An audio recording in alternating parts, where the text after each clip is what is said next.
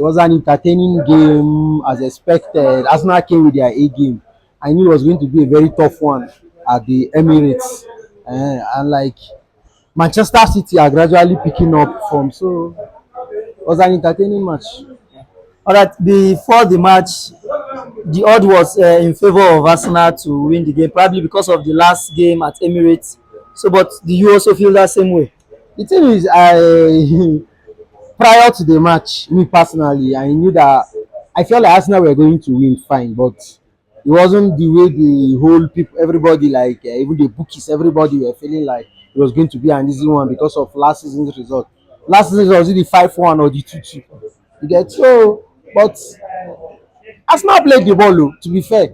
Man City did most of the defending, so at the end of the day, it's as if what people said before the match is actually true because of the way Arsenal played.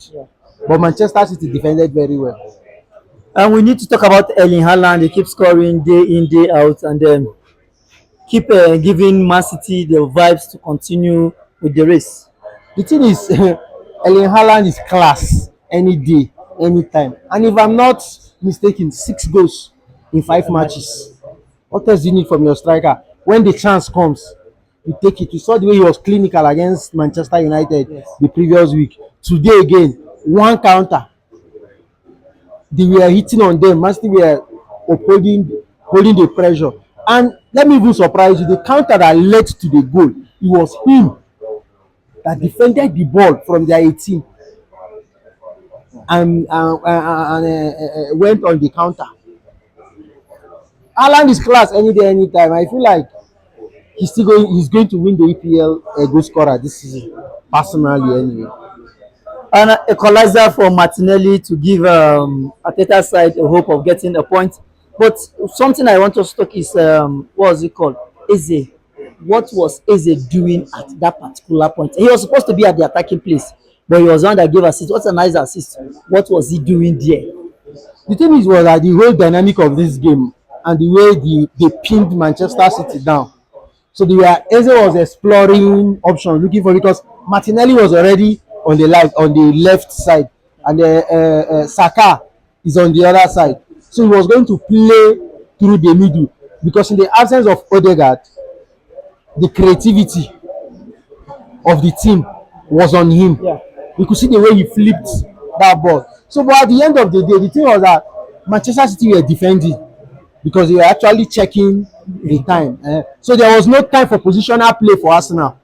They were looking for anything to just throw because it would have been very unfair if this match had ended 1-0. And I want to fault Donnarumma for going out in that ball. Well, he made top quality saves in that match today. And at the end, So stepping out of the line, he kept them in the game. When the game was 0-0, I'm not making excuses for Donnarumma, but he was the one that kept them. They say keepers win matches. He was the one that kept them in the game up until, because Arsenal soaked pressure. They were on the 18 of Manchester City for close to 10-15 minutes before Manchester City went on that counter. And so that man, that Donnarumma, he did astonishing saves.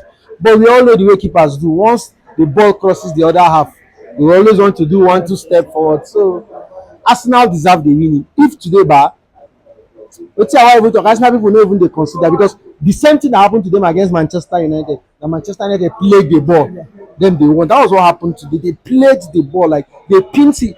You even believe that the same Man City that we know. yeah, the same as You get so, but at the end of the day, to the extent Godela had to even be bringing in defenders. You get so I feel it was a fair result, and Ebere Cheze, it's class. That was why people were complaining. What was he doing on the bench? He didn't start the match.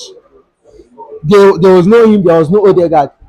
The midfielders that he played, Declan Rice, Mendy. Zubimendi, and Merino, they are all more of a defensive midfielders. Why he went to the match scared.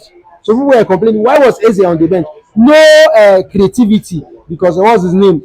Odegaard was not around. Eze, that is closest to Odegaard too. So when he entered, he did exactly what people were complaining about, why he was on the bench. So Eze na class any day, anytime.